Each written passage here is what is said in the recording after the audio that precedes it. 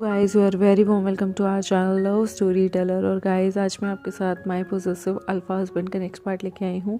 और गाइज़ जिसको भी जिस चैनल की स्टोरी पसंद है आप वो सुनिए। कोई भी आप पे बर्डन नहीं है, कोई भी आप पे ज़ोर ज़बरदस्ती नहीं है। आपको जो स्टोरी अच्छी लगती है आप वो सुन सकते हैं। वांग शेन शियांग वन मैंने बतेरी स्टोरी लिखी है। और जिसको आपको सुन के मज़ा आता है ना आप वो स्टोरी सुनिए। जिसको आपको सुन के मज़ा नहीं आता है या आपको दुख लगता है वो स्किप कर दीजिए। और मैं ये चीज़ बहुत बार बता चुकी हूँ। सेकंड चीज़, आप सभी को क्रिसमस की बहुत बहुत बहुत मुबारक हो। और गाइस मैं 2 दिन जो है अगले हो सकता है 26 27 28 छुट्टी लूँ, हो सकता है 26 27 छुट्टी लूँ, क्योंकि मेरी सिस्टर घर पे आ रही है और मुझे इस बार उसके साथ टाइम स्पेंड करना है। और वैसे भी मैं पिछले 2 दिन से सोई नहीं हूँ, तो अब मैं अपनी नींद भी पूरी करूँगी, उसके साथ घूमूंगी फिरूँगी और अपना क्रिसमस इंजॉय करूँगी।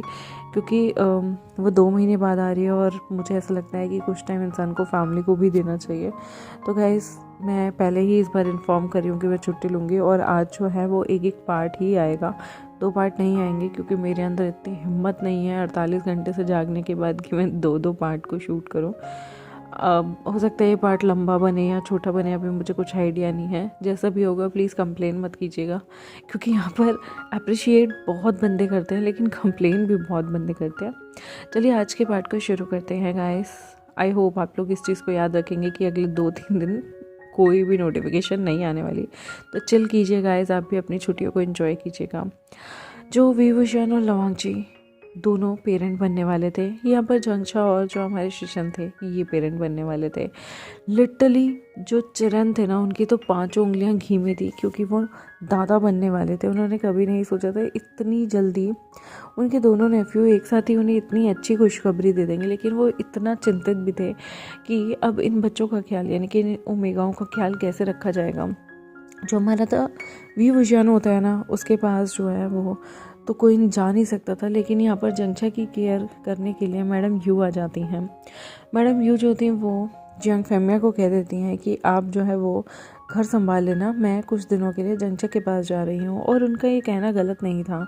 जंक्षा जो कि बहुत सारी चीज़ों में केयरलेस हुआ करता था, यहाँ पर मैडम यू के आने से उसे भी बहुत सारी चीज़ें जो है करने को मिल जाती। उसके बाद अपना रख रखाव कैसे करना है, क्योंकि फर्स्ट प्रेगनेंसी में इंसान को बहुत सारी चीज़ें नहीं पता होती। मैडम यू जो थी वो जैसे कि उसे वोमिट हुआ करती थी, तो क्या खाना है क्या नहीं खाना है, कौन सी दवाई लेनी है और किससे आपका मूड फ्रेश रहेगा, वो सारी चीज़ों का वो ख्याल रखा करती थी। क्योंकि एक माँ ही अपने बच्चे को जानती है और एक माँ जानती है कि किस तरह से अपने बच्चे का ख्याल रखा जाता है। और जंक्षा के लिए मैडम यू दिन रात एक कर देती थी। और ऑब्वियस ही बात थी कि वो अपने हस्बैंड से भी काइंड ऑफ बोल कर वो जंक्षा के पास आ जाती हैं। जंक्षा जो कि पूरे दिन में बेचारा वोमिट करता रहता था, उसको हर चीज़ बहुत ज़्यादा नाक में चढ़ती थी, उसे कुछ भी खाया नहीं जाता था। और हर चीज़ की जब जब हमारी बॉडी में कुछ चेंजेस आते हैं ना, जैसे बुखार भी होता है, तो हमारी बॉडी के टेस्ट बड चेंज हो जाते हैं, खुशबू हमें बहुत इरिटेट करने लग जाती है। बिल्कुल वैसे ही जंक्षा के साथ हुआ था जब उसके हार्मोन्स चेंज हो रहे थे मदर बनने पे। तो विंग और जंक्षा के साथ भी सेम हो रहा था कि उन्हें हर चीज़ की जो सुगंध है, महक है, वो बहुत तेज आती है। उनके टेस्ट बर्ड बदल चुके थे। जो चीज़ वो यूजुअली बहुत खाना पसंद करते थे वो चीज़ इस टाइम उन्हें अच्छी ही नहीं लगती। उन्हें ये चीज़ें खानी पसंद ही नहीं आती। उन्हें चरचरा खाने का बहुत मन करता है, उन्हें तीखा खाने का बहुत मन करता है, क्योंकि जो चरचरा और तीखा होता है ना ये हमारे मूड को रिफ़्रेश कर देता है और हमारे मूड को कहीं ना कहीं बनाए रखता है। यहाँ पर जंक्षा के लिए तो मैडम यू आ गई थी, लेकिन लवांगची ने जो है वो एक नैनी को हायर किया हुआ था। वो नैनी भी एक बीटा नैनी थी। वो नैनी काम करने में तो ठीक थी लेकिन बहुत ज़्यादा आलसी थी, जिसे देख के विंग का और भी ज़्यादा पारा हाई हो जाया करता था। क्योंकि वो जो नैनी थी ना वो हर काम में कुछ ना कुछ उल्टा गड़बड़ कर ही देती थी, जिसकी वजह से विंग जो था वो अक्सर जंक्षा को कहता था कि मुझे ये नैनी तो बिल्कुल नहीं चाहिए, ये इतनी आलसी हैं, इनसे कोई काम कहता हूँ ये पता नहीं कौन सा काम करती हैं, ऐसा लगता है जैसे इन्होंने ना जाने कोई नशा कर रखा हो। विंग बहुत ज़्यादा इरिटेट होता था, क्योंकि ये जो नैनी थी ना जो विंग के पास आई थी उसके देखभाल करने के लिए, उसके होने वाले बच्चे की प्रेगनेंसी टाइम की देखभाल करने के लिए, वो बहुत इरिटेटिंग थी। वो जान जान के काम जान के उल्टे सीधे किया करती थी ताकि कोई भी विंग उसे काम करने के लिए ना कहे। वो बस ये सोचती थी कि मुझे यहाँ बैठकर सिर्फ खाने पीने को मिल जाए, इतना ही काफ़ी है। उसे विंग या घर के सदस्यों से कोई लेना देना नहीं होता था, कोई हमदर्दी नहीं होती थी और विंग को बहुत गुस्सा चढ़ता था। लेकिन वो जो नैनी थी ना, वो लवांगची को देख के बहुत ज़्यादा ब्लश किया करती थी और लवांगची के आगे बिल्कुल भीगी बिल्ली बन जाया करती थी, जिसकी वजह से लवांगची को लगता ही नहीं था कि उसमें कोई खामी होगी, क्योंकि जो अल्फ़ा और मर्चांत होती है ना, वो अक्सर जल्दी से पिघल जाते हैं और वो सोचते हैं शायद हमारी जो स्पाउस है वो ऐसे ही चीज़ों को बढ़ा चढ़ा कर चीज़ों को बता रहे हैं। यहाँ पर विंग को काफ़ी बार उस नैनी पे बहुत गुस्सा आता था और वो लंजा को कह चुका था कि उसे उसके साथ नहीं रहना, उसे एक नई नैनी ला के दे। लेकिन लंजा की प्रॉब्लम्स भी कम नहीं थी। एक तो उसे बिजनेस भी अकेले संभालना पड़ रहा था और ऊपर से विंग की नैनी की डिमांड, ओ माय गॉड। उसका तो कभी कभी सिर दुख जाया करता था कि वो क्या करे। विंग को कुछ भी खाने में अच्छा नहीं लगता था, तो डॉक्टर ने उसे बहुत सारी चीज़ें रिकमेंड की हुई थी उसके शेड्यूल के अकॉर्डिंग, इतनी ठंड में रहने के अकॉर्डिंग। उसे बहुत सारी चीज़ें जो है डॉक्टर ने बोली थी कि आपको हर कुछ भी हो जाए, इन सारी चीज़ों का आपने ध्यान रखना है, और इन सारी चीज़ों का बड़े अच्छे तरीके से ध्यान रखा जाता था। यहाँ पर विंग जो है वो एक दिन सुबह उठता है। विंग को लिटरली अपने पेट में ना काफ़ी तेज़ दर्द होता है और उसे ऐसा लगता है जैसे अगर वो डॉक्टर के पास नहीं गया ना तो ख़त्म हो जाएगा। लवांगची बहुत ज़्यादा टेंस्ड हो जाता है क्योंकि विंग जो था वो प्रेग्नेंट था। यहाँ पर अब विंग और जो जंक्षा थे वो 3.5 मंथ प्रेग्नेंट थे। यहाँ पर वांगजी जो है विंग की कंडीशन देख के थोड़ा सा डर जाता है। उसे समझ नहीं आता आखिर विंग के साथ क्या हुआ है। विंग जो कि ऑलरेडी प्रेग्नेंट था, उसे इतनी तेज़ पेट में दर्द उठता है ना, जब उसे डॉक्टर के पास ले जाया जाता है तो पता चलता है कि विंग ने बहुत ज़्यादा ठंडी चीज़ें खा ली थी, जिसका सेवन करने की वजह से विंग की बॉडी को गर्माहट चाहिए थी। बच्चे के लिए गर्माहट होनी बहुत ज़रूरी होती है और यहाँ पर विंग की बॉडी को कोल्ड लग गया था, जिसकी वजह से उसके पेट में बहुत ज़्यादा दर्द हो रहा था। वो ठंडा गर्म होने की वजह से उसके पेट में बहुत तेज़ से दर्द उठता है। लेकिन डॉक्टर कहते हैं कि इसमें आपको प्रिकॉशन लेनी होगी, बच्चे को कुछ ना हो, इसका आपको फ्यूचर में बहुत सिरदर्दी लेनी होगी, इसका ख्याल रखना होगा। लवांगजी जो ये समझ गया था कि विंग को क्या क्या चीज़ें नहीं खानी, वो पूरा डॉक्टर से चार्ट बना के ले आता है कि विंग को अगले 9 महीने तक क्या खाना है और क्या नहीं खाना, जिसकी वजह से विंग के अकॉर्डिंग ही घर में खाना बना करता था। कभी कभी तो विंग को गुस्सा आ जाता था कि मुझे ये नहीं खाना, मुझे कुछ और खाना है, लेकिन लवांगजी बहुत स्टबर्न हुआ करता था। उसके अलावा घर में किसी की चल ही नहीं सकती थी। विंग जो है कभी कभी जब बहुत ज़्यादा गुस्सा हो जाता था ना, बहुत ज़्यादा, तो वो अपनी पिंकी से बहुत सारी बातें किया करता था। पिंकी का सीक्रेट तो वो अभी भी लवांगजी को किसी कीमत पे नहीं बताना चाहता। और यहाँ पर उसे कभी कभी ना सच में मतलब बहुत बुरा लगता था कि वांगजी उसे कोई भी काम नहीं करने देता, उसे ऑफिस नहीं आने देता। पहले अक्सर जब भी विंग टहलते मचलते ऑफिस पहुँचता था तो लवांगजी उसके बम पे न्यूज़पेपर मार दिया करता था। लेकिन अब विंग घर पे बैठे बैठे काफ़ी बोर हो जाता था। बहुत बार जो जंक्षा होता था उसे भी जो उसके पेरेंट्स थे, यानी कि अंकल चरण और मैडम यो, उन्होंने उसका भी घर से बाहर निकलना बंद कर दिया था और कहा था कि जब तक बच्चे की डिलीवरी नहीं हो जाती माँ को कोई भी किसी भी प्रकार का स्ट्रेस लेना मना है। यहाँ पर बहुत बार विंग और जंक्षा सोचते हैं कि ये कैसी मजबूरी है, हम लोगों को एक दूसरे के जगह तो झांक के देख सकते हैं, लेकिन वो मन में ये सोचते हैं कि हम इधर उधर की बातें तो कर सकते हैं लेकिन हमें बाहर जाने की फ्रीडम नहीं है, क्योंकि उनकी फ्रीडम कहीं ना कहीं छिन गई थी।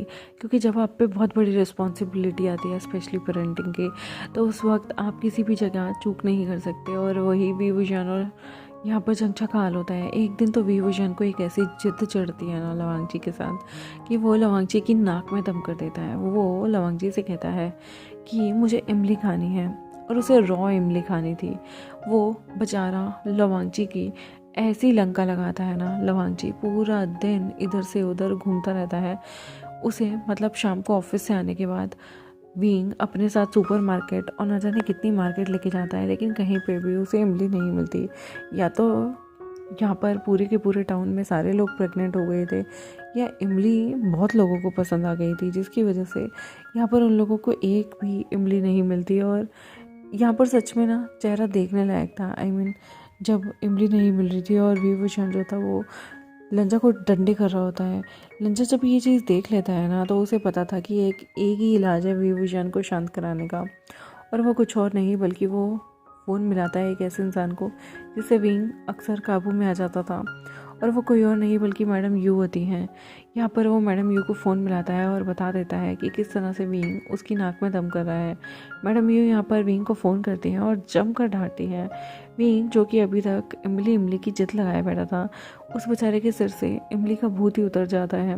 मैडम यू से कहते हैं कि ऐसे कंडीशन में जब तुम्हारा हस्बैंड बहुत सारा काम करके घर पे आया है तो तुम्हारी हिम्मत कैसे हुई उसे इस वक्त डांटने की या उससे डिमांड करने की। विभूषण, अगर तुम प्रेग्नेंट नहीं होते तो मैं तुम्हें बताती, और अगर तुम प्रेग्नेंट नहीं होते तो मैं तो तुम्हारी टांगें तोड़ देती। तुम अपने हस्बैंड पे इतना ज़्यादा अत्याचार कैसे कर सकते हो। बेचारे विभूषण की तो ज़ुबान ही नहीं खुलती मैडम यू के सामने, क्योंकि मैडम यू जो थी ना वो बहुत ज़्यादा कड़क और स्ट्रिक्ट नेचर की थी, और मैडम यू के सामने अगर कोई भी अपना मुँह खोलेगा तो वो बिन सोचे समझे नहीं खोल सकता। यहाँ पर जो विंग था ना वो काफ़ी बार बोर होता था और वो अपने पिंकी से बहुत सारी बातें किया करता था। वो छुप छुप आकर जो है कोशिश करता था इधर उधर घूमने निकल जाऊं, लेकिन जैसे तैसे उसकी जो है प्रेगनेंसी के 6 महीने निकल जाते हैं। एक दिन वो लोग अल्ट्रासाउंड के लिए जाते हैं, डॉक्टर ने बुलाया होता है। विंग के अंदर कुछ इंस्ट्रूमेंट डाल के वो लोग बच्चे की सांस की नली ठीक से चल रही है नहीं, कोई इन्फेक्शन तो नहीं है, और बच्चा जो है वो किस तरीके से प्रोग्रेस कर रहा है ये देख के बताते हैं। उन्हें पता चलता है कि बच्चा परफेक्टली फाइन है। विभूषण जो था ना वो ना लिटरली भले ही कितना आलसी हो लेकिन अपना बहुत अच्छे से ख्याल रखता था। वांगजी उसके लिए ढेर चिप्स, खाने पीने के आइटम, ऐसी कोई चीज़ नहीं होगी जो लवांगजी ने उसके लिए ला के ना रखी हो इस पिछले कुछ सालों में। और लवांगजी उसे इस पिछले कुछ महीनों में, और लवांगजी उसे इतना प्यार करता था ना। हालांकि विंग ना अपने जितने भी क्लाइंट आते थे उनसे लवांगजी का कंपैरिजन करता था। उन लोगों को ये देखने पे लगता है कि वांगजी शायद गरीब होगा। जी नहीं, वो गरीब नहीं है, वो भी बहुत रिच है और चाहे तो पानी की तरह पैसा बहा सकता है। लेकिन फ़र्क इतना है कि लवांगजी को सिंप्लिसिटी ज़्यादा पसंद होती है। और यहाँ पर यही चीज़ विंग जो है वो रोना रोता रहता है, क्योंकि जब भी वो लोगों को ब्रांडेड और बहुत अच्छे अच्छे स्टाइलिश कपड़े पहनते देखता था तो विंग को लिटरली बहुत ज़्यादा उन लोगों को मारने का मन करता था, क्योंकि उसे ऐसा लगता था कि उससे सुंदर तो कोई है ही नहीं। यहाँ पर ना उसे बहुत बुरा लगता था जब उसी के साथ के बाकी के लोगों को इतना सम्मान मिलता है, इतने बड़े बड़े घरों में जाने को मिला, और यहाँ पर लिटरली ना उसे बहुत गुस्सा आता था। उसे ऐसा लगता था कि लवांगजी ना कंजूस है, लेकिन ऐसा नहीं है। लवांगजी को चीज़ें स्पेंड करना पसंद ही नहीं था, तो लवांगजी की इसमें कंजूसी की कोई बात ही नहीं आती है। फिर धीरे धीरे विंग चीज़ों को समझने लगा। वो पेरेंटिंग की तरफ जा रहे थे तो अब उसे बच्चों वाली ज़िद नहीं करनी थी, बच्चों वाली चीज़ें प्लान नहीं करनी थी, और अब वो सिर्फ जब भी कुछ देखना चाहता था वो बच्चों के फ्यूचर के बारे में ही देखना और सोचना चाहता था। वो दोनों मिलके एक रूम को डेकोरेट कराते हैं, और इस बार इन्होंने कलर बायस रूम डेकोरेट नहीं कराया था कि आधा नीला आधा गुलाबी। जी नहीं, इन लोगों ने जो रूम डेकोरेट करवाया वो पिस्ते कलर का था। ना लड़का ना लड़की ना जेंडर बायस, क्योंकि इनके नज़रों में इन्हें जो भी बेबी होगा वो इनके लिए सबसे ऊपर होगा और सबसे अच्छा होगा। यहाँ पर लिटरली विंग अपनी प्रेगनेंसी को काफ़ी इन्जॉय कर रहा था। वो लवांगजी पे बहुत ज़्यादा टेंट्रम थ्रो करता था, और जैसे ही करता था तो वो मैडम यू से इसकी बात करवा देते थे। गाइस, मैं अपनी स्टोरी को यहीं पे ख़त्म करती हूँ। आज का पार्ट थोड़ा छोटा है लेकिन मैं थोड़ा ठीक फील नहीं कर रही हूँ, तो इसलिए मैं इस स्टोरी को यहीं ख़त्म करती हूँ। नेक्स्ट पार्ट जो है वो मैं 28 या 29 को अपडेट कर दूँगी, तो उसमें मिलते हैं गाइस। तब तक के लिए बाय। मेरे चैनल को सब्सक्राइब, वीडियोस को लाइक करना बिल्कुल मत भूलिएगा। Thank you very much.